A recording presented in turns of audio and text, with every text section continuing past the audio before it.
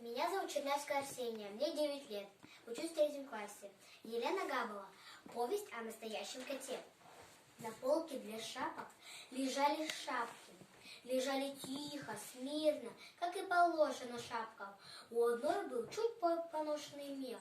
И тут эта шапка с поношенным мехом приоткрыла глаза. Да, у нее оказались глаза. Сонные. Эта шапка оказалась самой теплой.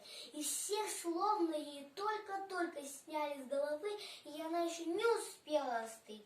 Шапка лежала свернувшей калачиком. Но вот она потянулась и достала спинкой потолка. Потом шапка спрыгнула на пол. Потому что наступило утро. Знакомьтесь, шапка – это наш кот, Мурик.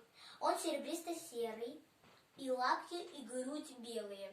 У него это не понимает. Конечно, не понимает, раз когда никогда не смотрится в зеркало.